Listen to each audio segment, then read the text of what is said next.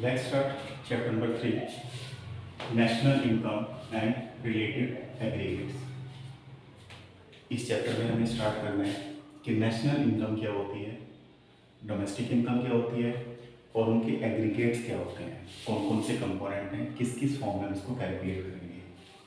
तो आपने पढ़ा है कि हमारी जो फैक्टर इनकम होती है वो हमारी फैक्टर इनकम चार तरह की होती है: rent, profit,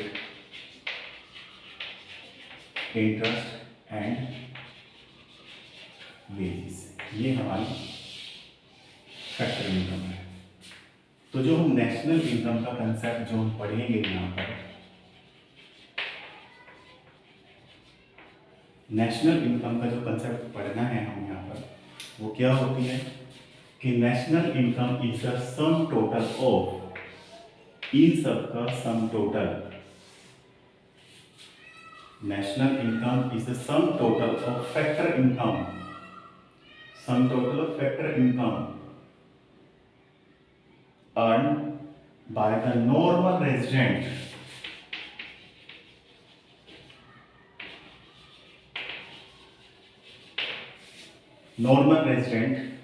of a country। एक कंट्री का जो नॉर्मल रेजिडेंट है उसके द्वारा जो फैक्टर इनकम अर्न की जाती है, और वो भी एक अकाउंटिंग ईयर में, in an accounting year. Accounting year का मतलब जिस ईयर की हम बात कर रहे हैं, जिस ईयर की हम बात कर रहे हैं यहां पर उसको हम बोलेंगे, क्या बोलेंगे, accounting year.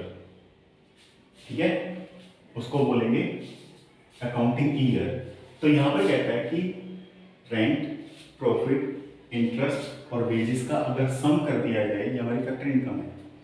It is a sum total factor income earn by the normal resident of a country, earn by the normal residents of the country in an accounting year, you can say during the period of 1 year. एक साल में एक country के normal resident के द्वारा जो भी factor income earn की जाती है उसके सम टोटल को हम नेशनल इनकम कहते हैं। इट डजंट मैटर, यहां पर हमें जो बात ध्यान रखनी है, इट डजंट मैटर कि आपका जो नॉर्मल रेजिडेंट है वो कहां पर रहता है, आपकी कंट्री में रहता है या दूसरी कंट्री में रहता है, वो काम कहां पे कर रहा है, मीन्स इनकम कहां पर जनरेट कर रहा है, वो आपकी कंट्री में जनरेट कर रहा है, मीन्स डोमेस्टिक टेरिटरी में जनरेट कर रहा है या किसी दूसरी कंट्री में जनरेट कर रहा है, इट डजंट मैटर। मैटर क्या करता है, it should be the normal resident, it should be the normal resident of the country. काफी सारे हमारे वर्कर हैं, काफी सारे हमारे पर्सन हमारी कंट्री के जो दूसरी कंट्री में अर्निंग के लिए जाते हैं, या जिनकी किसके लिए, जिनका पोस्टिंग दूसरी कंट्री में हो रखी है, बट अर्न किसके लिए कर रहे हैं, काम किसके लिए कर रहे हैं, हमारी कंट्री के लिए। तो पोस्टिंग के लिए वहां पर गए ना। तो कहने का मतलब कि इनकम कहां पर जनरेट हो रही है, इट डजंट मैटर। मैटर करता है कि वो इनकम जनरेटर जो है वो कहां का हो, इंडिया का। इंडिया का क्या हो, नॉर्मल रेजिडेंट होना चाहिए। अगर वो इंडिया का नॉर्मल रेजिडेंट होगा तो उसके द्वारा जो इनकम जनरेट की जाएगी वो सारी की सारी नेशनल इनकम में इंक्लूड होगी। इसीलिए हम कहते हैं national income is the sum total of factor income earned bye the normal residents of a country during an accounting year, एक अकाउंटिंग ईयर में जो अर्न की जाती है। ठीक है, दूसरा हमारा जो होता है वो होता है डोमेस्टिक इनकम। अब डोमेस्टिक इनकम की जब हम बात करते हैं तो डोमेस्टिक इनकम और नेशनल इनकम में काफी डिफरेंस है। फैक्टर इनकम तो यहां भी होगी, आपका रेंट भी होगा, आपका इंटरेस्ट भी होगा, ठीक है, प्रॉफिट भी यहां पर होना है, ठीक है, और यहां पर वेजेस भी होनी है। फैक्टर इनकम का सम तो ये भी है कि domestic income is the sum total of factor income it is the sum total of factor income. ये भी फैक्टर इनकम है generated with in the domestic territory, generated with in the domestic territory, domestic territory.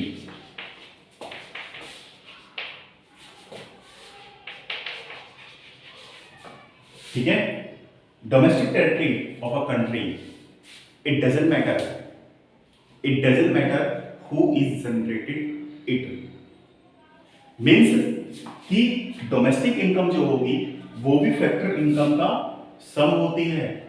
कौन सी factor income? जो generate की जा रही है किसमें? डोमेस्टिक टेरिटरी में, आपकी इकोनॉमी में। समझ आए कि आपकी जो डोमेस्टिक टेरिटरी है उसमें जनरेट किया जा रहा है, it doesn't matter it is generated by the normal resident और non resident of the country, कि वो आपकी कंट्री का नॉर्मल रेजिडेंट है या नॉन रेजिडेंट है। ठीक है, आपके यहां पर डोमेस्टिक टेरिटरी में अगर कोई नॉन रेजिडेंट काम करता है और इनकम को जनरेट करता है तो वो आपकी डोमेस्टिक इनकम आएगी, वो आपकी डोमेस्टिक इनकम में इंक्लूड होगा। तो नेशनल में और डोमेस्टिक में चेंज क्या है कि यहां पर नॉर्मल रेजिडेंट के द्वारा ये होनी चाहिए, और यहां पे कहता है डोमेस्टिक में क्या होगा कि नॉर्मल रेजिडेंट भी हो सकता है प्लस में नॉन रेजिडेंट भी हो सकते हैं। यहां पर नॉर्मल रेजिडेंट्स भी हो सकते हैं और नॉर्मल रेजिडेंट्स भी हो सकते हैं, बट वो जो इनकम जनरेट कर रहे हैं हमारी कंट्री में, हमारी इकोनॉमी में, हमारी डोमेस्टिक टेरिटरी में जनरेट अगर हम करता है तो वो हमारी डोमेस्टिक इनकम होती है। Means income generated with in the domestic territory of a country, income generated with in the domestic territory of a country is known as the domestic income. It doesn't matter that the person who generate income is normal resident of India, is normal resident of country or non-resident of country. तो ये इसमें difference है कि national में केवल normal resident होना चाहिए, but domestic में क्या करें, डोमेस्टिक में क्या करें को रेजिडेंट भी हो सकता है और नॉन रेजिडेंट भी हो सकता है। ठीक है, नॉर्मल के केस में, नेशनल के केस में वो कहता है कि वो पर्सन आपकी कंट्री का नॉर्मल रेजिडेंट है, it doesn't matter where he generates the income, वो आपकी कंट्री में जनरेट कर रहा है या अदर कंट्री में जनरेट करता है। अगर वो नॉर्मल रेजिडेंट है तो आपका नेशनल इनकम इंक्लूड होगा, लेकिन इसमें क्या है, इसमें कहते हैं कि वो आपकी कंट्री में अगर इनकम को जनरेट करता है, it doesn't matter he is normal resident और नॉन रेजिडेंट, तो आपका डोमेस्टिक इनकम होगा। ठीक है, नेक्स्ट जो पॉइंट आपका वो था इसमें factor point, factor income sorry, और उसके बाद में जो नेक्स्ट पॉइंट चलता है आपका वो चलता है normal resident of a country. ठीक है, normal resident of a country कहता है एक कंट्री का नॉर्मल रेजिडेंट क्या होता है। कहता है नॉर्मल रेजिडेंट का मतलब होता है एक ऐसा पर्सन, अगर नॉर्मल रेजिडेंट की बात करते हैं यहां पर तो कहते हैं नॉर्मल रेजिडेंट एक ऐसा पर्सन होता है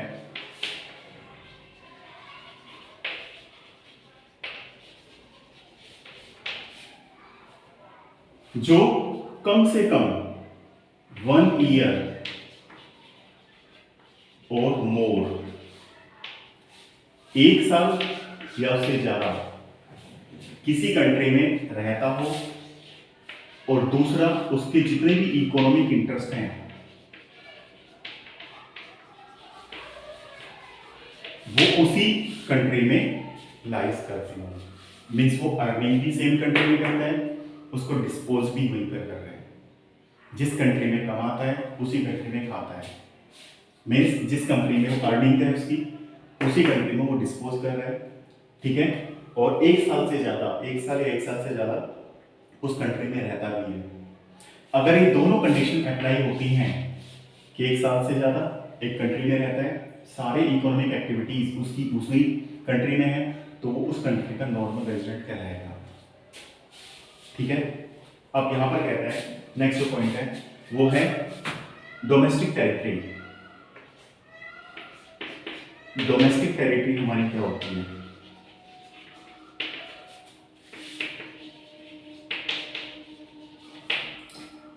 डोमेस्टिक टेरिटरी का मतलब क्या होता है कहते हैं डोमेस्टिक टेरिटरी। अगर जनरल लैंग्वेज में हम लेते हैं तो डोमेस्टिक टेरिटरी जो होती है उसे हम पॉलिटिकल जो टेरिटरी होती है उसको मानते हैं। पॉलिटिकल टेरिटरी का मतलब कि जो हमारी एलओसी लाइन ऑफ कंट्रोल है, ठीक है, जहां तक हमारे कंट्री के हमारी गवर्नमेंट के जो रूल्स हैं वो फॉलो किए जाते हैं। मीन्स हमारी पॉलिटिकल पार्टी की जहां तक पहुंच है, तो हम कह सकते हैं जैसे हमारी, अगर हम बात करते हैं अपने घर की बात करते हैं तो हमारी घर की बाउंड्री तक हम सीमित हैं। इसी तरह से हमारी कंट्री के लोग कहाँ तक सीमित हैं, हमारा एरिया कितना है।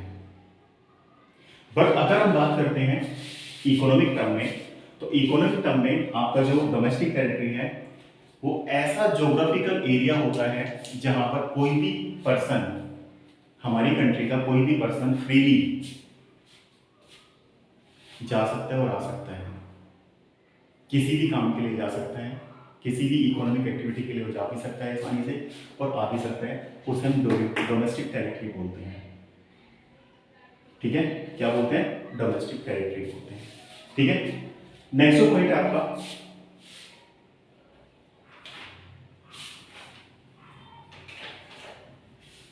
नॉर्मल रेजिडेंट आपका हो गया, डोमेस्टिक टेरिटरी हो गया। उसके बाद में आपका है कन्वर्जन। मैंने आपको लास्ट वीडियो में करा दिया था, क्या कन्वर्जन था। ठीक है, नेक्स्ट है आपका ग्रोथ और नेट कंसेप्ट्स आपके हो गए थे। ठीक है, अब जो नेक्स्ट पॉइंट आपका इस चैप्टर में वो आपका है नॉमिनल जीडीपी और रियल जीडीपी। कन्वर्जन हम कर चुके हैं। ठीक है, अब यहां पर जो बात करते हैं नेक्स्ट पॉइंट है वो है नॉमिनल जीडीपी। जीडीपी की अगर बात करते हैं तो ये जीडीपी आपका दो तरह का होता है, नॉमिनल और दूसरा होता है रियल। नॉमिनल जीडीपी और रियल जीडीपी। ये नॉमिनल क्या होता है और जीडीपी का तो आपको पता ही है, it is the market value of goods and services produced in an accounting year. ठीक है, with in the domestic territory of the country. कि जीडीपी का मतलब होता है जितने गुड्स और सर्विसेज का आपने प्रोडक्शन किया है उनकी मार्केट वैल्यू क्या है, आपका ये जीडीपी कहलाता है। लेकिन नॉमिनल क्या होता है और रियल क्या होता है? जब हम नॉमिनल की बात करते हैं तो यहां पर हम बात करते हैं प्राइस के बेस पर करंट ईयर, और अगर इसे हम बात करते हैं बेस ईयर के बेस पर, मींस इसे बोलते हैं कांस्टेंट प्राइस पर, फिक्स प्राइस। तो कहता है nominal GDP is calculated on the basis of the current year prices. कि अगर मैं कहता हूं कि मैंने 1000 यूनिट्स का प्रोडक्शन किया है, ठीक है, 1000 यूनिट्स का प्रोडक्शन अगर मैंने किया है, अगर हम नॉमिनल जीडीपी की बात करते हैं तो करंट ईयर में प्राइस अगर मैं कहता हूं जो यूनिट मैंने प्रोडक्शन किया है उसका प्राइस अगर 2000 है, तो मेरा जो जीडीपी होगा वो 20,000 होगा। अगर हम बात करते हैं कि हमारी कंट्री में 1000 यूनिट का प्रोडक्शन हुआ है और करंट प्राइस जो चल रहा है इस प्रोडक्ट का, मतलब जो भी हम बात कर रहे हैं, ठीक है, क्योंकि बहुत सारे प्रोडक्ट हैं, हम एक ही प्रोडक्ट लेके अगर बात कर रहे हैं, किसका प्राइस होता वो 20 था, तो 20 प्राइस के हिसाब से ये बना आपका 20,000, ये आपका नॉमिनल जीडीपी होगा। लेकिन अगर रियल जीडीपी की बात करते हैं तो रियल जीडीपी में हमें एक बेस ईयर लेना होता है। बेस ईयर का मतलब एक ऐसा ईयर लेना पड़ता है जो नॉर्मल ईयर हो, जिसमें कोई भी नेचुरल कैलामिटीज ना हो, कोई आपदा ना आई हो, कोई बाढ़ ना आई हो, कोई सुनामी ना आया हो, कोई भूकंप ना आया हो, ठीक है, कोई सूखा ना पड़ा हो, ऐसे ईयर को, या कोई कोरोना ना आया हो, ऐसे ईयर को बेस ईयर लेंगे जो इन सबसे दूर होगा। ठीक है, तो मान लिया मैं कहता हूं कि 2010 एक ऐसा ईयर था जो नॉर्मल ईयर था, जो नेचुरल कैलामिटीज से बिल्कुल इफेक्टेड नहीं हुआ था। उसमें इस प्रोडक्ट के प्राइस थे, अगर मैं कहता हूं ₹5 था और प्रोडक्शन कितना है आज 1000, तो अगर 1000 को हम इस बेस ईयर के प्राइस से अगर कैलकुलेट करते हैं तो हमारा ये बन जाता है 5000। तो बेस ईयर हमने माना कितना 2000। अभी मान लिया हम बात करते हैं, मान लिया यहां पर 2021 की अगर बात करते हैं तो 2021 में जो प्राइस है इसका वो 20 था, इसके बेस पर हमने कैलकुलेट किया तो हमारा आया 20,000। This is the nominal GDP. और अगर हम बात करते हैं किसकी, बेस ईयर प्राइस के बेस पर, तो हमारा जो जीडीपी आता है वो आता है केवल 5,000, वो आता है हमारा 5,000। तो ये डिफरेंसेस होता है रियल जीडीपी और नॉमिनल जीडीपी में। कहने का मतलब है कि जो हमारा रियल जीडीपी होता है वो हमें एक्चुअल पोजीशन दिखाता है इकोनॉमी की, कि आपकी इकोनॉमी में ग्रोथ कितना हुआ है। तो यहां से अगर हम बात करते हैं कि अगर हम 2010 की बात करते हैं तो प्राइस था 5, प्रोडक्शन था 1,000, ठीक है, तो हमारा जीडीपी जो बना वो बना 5,000। लेकिन अगर करंट ईयर की बात करते हैं तो करंट ईयर में मान लीजिए हमारा 1,000 यूनिट का प्रोडक्शन था, ठीक है, लेकिन प्राइस इंक्रीज होने के कारण, क्योंकि आज की प्राइस उसके 20 रुपीज है, प्राइस इंक्रीज होने के कारण इसका जो रेट बनता है वो बनता है 20,000। तो यहां पर जीडीपी आप कह सकते हैं 5,000 से 20 हो तो गया, बट रियल फॉर्म में नहीं हुआ, मॉनेटरी फॉर्म में हुआ है। प्रोडक्शन तो 2010 में 1,000 यूनिट था और 2021 में 1,000 यूनिट था, तो प्रोडक्शन लेवल तो वही है। प्रोडक्शन लेवल अगर वही है तो एम्प्लॉयमेंट लेवल वही होगा, एम्प्लॉयमेंट लेवल अगर वही होगा तो इनकम लेवल वही होगा, ठीक है। तो सीधा सा बस यहाँ पर पॉइंट आपको ये देखना है कि nominal GDP is the market value of goods and services produced in an accounting year on the basis of current year price. Current year की प्राइस के बेस पर अगर एस्टिमेशन किया जाता है गुड्स और सर्विसेज की मार्केट वैल्यू का, ठीक है, तो हमारा current year means nominal GDP. अगर एक बेस ईयर मान लेते हैं पिछले कुछ साल का जो नॉर्मल ईयर होता है, उसके बेस पर अगर जीडीपी को कैलकुलेट किया जाता है तो हम उसे क्या मानते हैं, रियल जीडीपी मानते हैं। एक्चुअल जो पोजीशन है हमारी इकोनॉमी की, अगर ग्रोथ रेट हमें देखना है, डेवलपमेंट देखना है, तो हमारे बेनिफिट से होता है कि हम क्या करें, हम रियल जीडीपी को कैलकुलेट करें, जिससे हमें एक्चुअल पोजीशन पता चलता है कि आउटपुट में कितना इंक्रीज हुआ है, ठीक है। नेक्स्ट है आपका, कहते हैं कि अब नॉमिनल और रियल जीडीपी का डिफरेंस आ जाता है। तो नॉमिनल और रियल जीडीपी की अगर बात करते हैं तो डिफरेंस, तो बस मेन डिफरेंस पहले इसका मीनिंग लिख देना। दूसरा क्या, नॉमिनल, नॉमिनल जो जीडीपी है वो एक्चुअल पोजीशन नहीं दिखाता कि ग्रोथ कितना हुआ है आपकी इकोनॉमी में, एम्प्लॉयमेंट का लेवल क्या बढ़ा है, ठीक है, मींस ये प्राइस के कारण बढ़ा होता है। लेकिन रियल जीडीपी से हमें पता चलता है कि भी एक्चुअल ग्रोथ कितना हुआ है, आपकी इकोनॉमी में डेवलपमेंट कितना हुआ है, आपकी इकोनॉमी का ग्रोथ रेट कितना हुआ है, मींस कितना ग्रोथ किया है आपकी इकोनॉमी, प्रोडक्शन लेवल कितना बढ़ा है, ठीक है। तो ये रियल और नॉमिनल, इसको कैलकुलेट करने के लिए आपके पास फॉर्मूले होते हैं, ठीक है।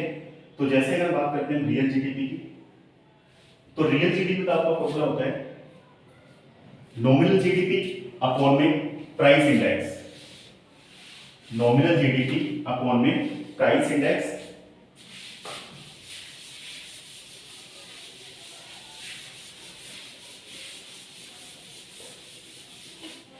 इसका फॉर्मूला होता है नॉमिनल जीडीपी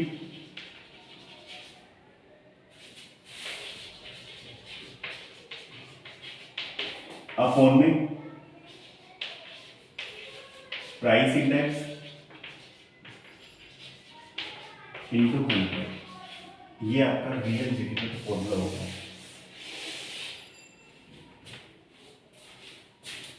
अगर आपके पास क्वेश्चन गिवन होगा रियल जीडीपी निकालने के लिए तो आपको नॉमिनल जीडीपी गिवन होगा, प्राइस इंडेक्स भी गिवन होगा कि प्राइस क्या चल रहा है, वो आपको गिवन होगा यहाँ पर, ठीक है।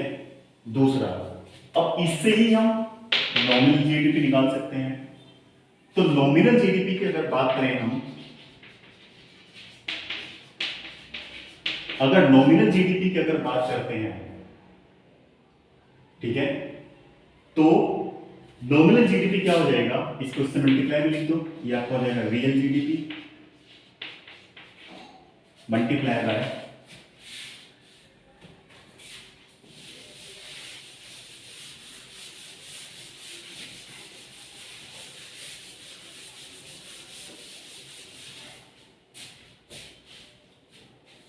प्राइस इंडेक्स अपॉन में 100। देखो इस एक फॉर्मूले को याद रखिएगा, रियल जीडीपी निकाल रहे हो तो नॉमिनल जीडीपी ऊपर होगा, नीचे प्राइस इंडेक्स होगा, मल्टीप्लाई में 100 होगा। इसी को सोल्व करोगे, आपको ये निकालना है तो ये आपके चला गया मल्टीप्लाई में, यहाँ पर ये मल्टीप्लाई में था तो यहाँ इस साइड आकर ये हो गया डिवाइड में, जैसे ये है। ठीक है, तो आपका जो क्वेश्चन आता है वो आता है कि conversion of real GDP to nominal GDP और nominal GDP to real GDP, ये कन्वर्जन आपका आता है। ठीक है, इसके बेस पर क्वेश्चन आ जाता है कि आपको रियल जीडीपी दे रखा होगा, प्राइस इंडेक्स दे रखा होगा, तो आपको नॉमिनल निकालना है। ठीक है, और या इसका डेटा दे रखा होगा तो ये निकालना है, इसका रखा होगा तो ये निकालना है। डेटा के बेस पर आपको गिवन होगा, एक कोई सा भी एक जीडीपी दे रखा होगा और दूसरा आपको कैलकुलेट करना है। नेक्स्ट चलते हैं,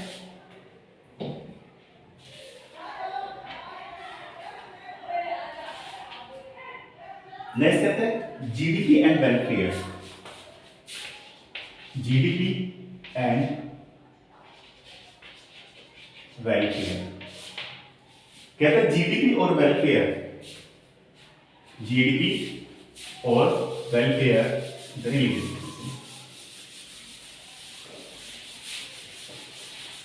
कहते हैं कि अगर जीडीपी आपका बढ़ता है तो क्या इससे ये भी होता है कि सामाजिक कल्याण भी बढ़े, तो इसे लिखते हैं हम जीडीपी एंड वेलफेयर। कि अगर आपका जीडीपी बढ़ता है तो इसका मतलब वेलफेयर भी बढ़ता है, वेलफेयर का मतलब होता है सामाजिक कल्याण। तो क्या सामाजिक कल्याण भी बढ़ेगा, तो आपको लिखना है क्या, यस। जीडीपी बढ़ने का मतलब है कि आपकी इकोनॉमी में जो गुड्स एंड सर्विसेज हैं, आपकी इकोनॉमी में जो गुड्स और सर्विसेज का जो फ्लो है वो क्या हो रहा है, बढ़ रहा है। अगर गुड्स और सर्विसेज का फ्लो बढ़ेगा, अगर आपकी इकोनॉमी में गुड्स और सर्विसेज का फ्लो बढ़ेगा, गुड्स और सर्विसेज का फ्लो बढ़ने का मतलब नंबर ऑफ गुड्स और सर्विसेज बहुत सारे हैं, मीन सप्लाई बढ़ रही है।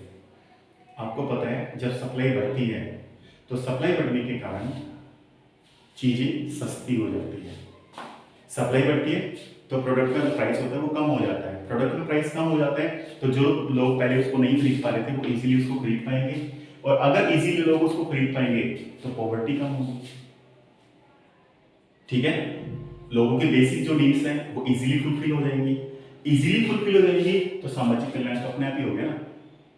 तो जीडीपी अगर ग्रोथ करता है, जीडीपी अगर ग्रोथ करता है तो वेलफेयर भी ग्रोथ करेगा, क्योंकि इससे number of goods and services की अवेलेबिलिटी बढ़ जाएगी, number of goods and services आपकी इकोनॉमी बढ़ जाएंगे, गुड्स सर्विसेज बढ़ेगी तो भाई ठीक है, सब कुछ अपने आप ही ठीक होगा।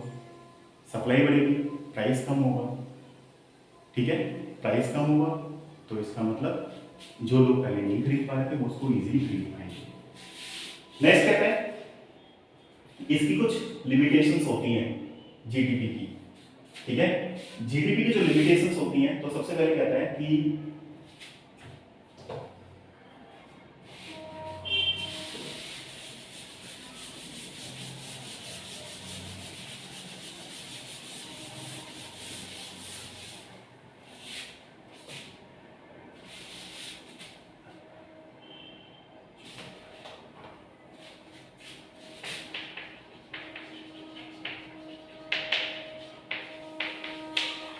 इसकी पहली लिमिटेशन होती है अनइक्वल डिस्ट्रीब्यूशन या डिस्ट्रीब्यूशन ऑफ इनकम।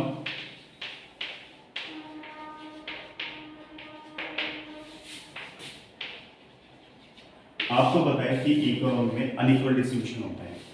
अनइक्वल का मतलब हर पर्सन के पास जो इनकम होती है अलग अलग होती है। इनकम अलग अलग होने के कारण, इनकम अलग अलग होने के कारण जीडीपी बढ़ने से, अगर इक्वल डिस्ट्रीब्यूशन होगा इनकम का तो जीडीपी बढ़ने से उसके बेनिफिट सभी इजीली एंजॉय कर पाएंगे। लेकिन अब जैसे कि हमें पता है कि इकोनॉमी में अनइक्वल डिस्ट्रीब्यूशन है, कोई अमीर है कोई गरीब है, अलग अलग कैटेगरी आपने डिवाइड कर रखी है। ठीक है, तो किसके बेस पर, इनकम के बेस पर। तो जीडीपी का जो बेनिफिट है, जीडीपी का जो फायदा है वो सबको इक्वल अमाउंट में नहीं मिलता। ठीक है, रीजन क्या है, क्योंकि डिस्ट्रीब्यूशन ऑफ इनकम जो अनइक्वल है, अनइक्वल होने के कारण जीडीपी का फायदा जो सभी को नहीं हो पा रहा। सेकंड जो पॉइंट है वो आता है कंपोजिशन ऑफ जीडीपी।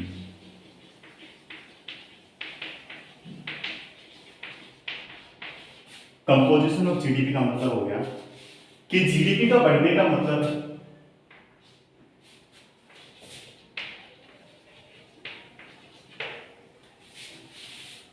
जीडीपी का बढ़ने का कारण आपका हो सकता है कि जो आपका जीडीपी है वो आपका जो लग्जरी प्रोडक्ट्स हैं, ठीक है, जो प्रोडक्ट लग्जरी हैं, ठीक है, उनके कारण बढ़ा हो।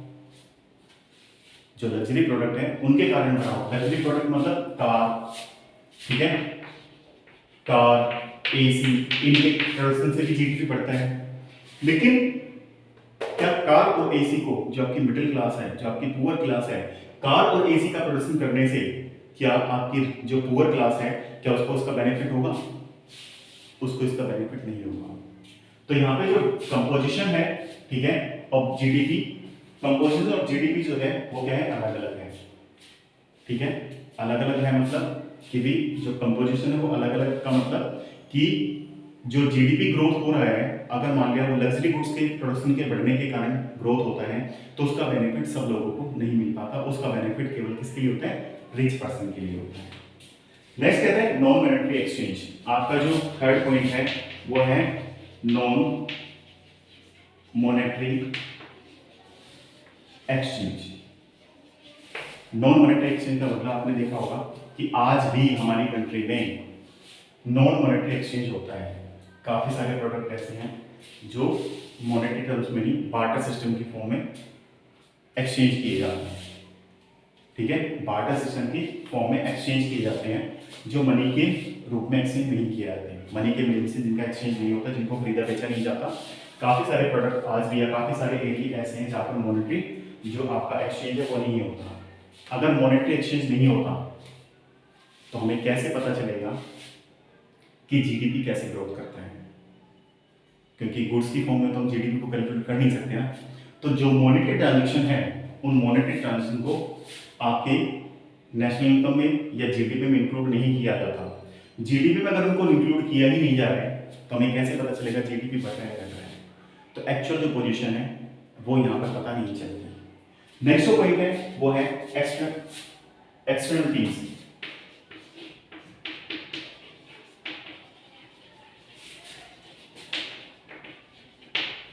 एक्सटर्नलिटीज का मतलब, एक्सटर्नलिटीज में आपके जो पॉइंट आते हैं वो आते हैं। सबसे पहला पॉइंट कहता है एक्सटर्नलिटीज का मतलब, एक्सटर्नलिटीज दो तरह की होती है, एक होती है नेगेटिव और positive.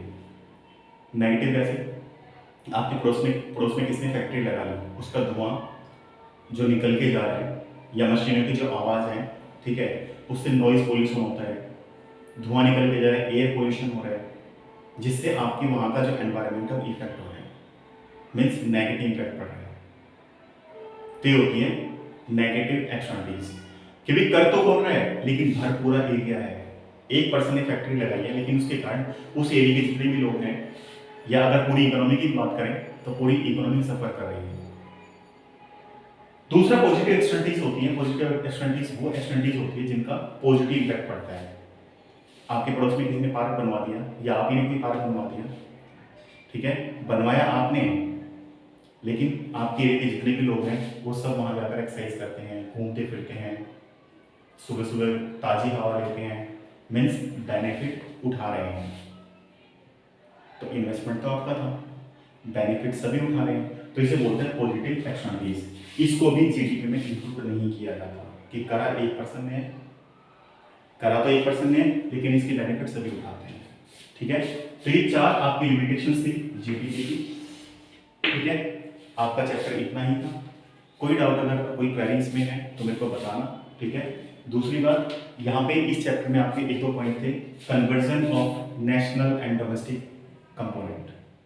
Conversion of national and domestic जो कंपोनेंट थी वो इसके बाद वाला जो चैप्टर है, ठीक है, इसके बाद वाला जो चैप्टर है आपका नेशनल इनकम का जो मेथड है, उसमें हमने तीनों स्टेप में कन्वर्जन को किया हुआ है।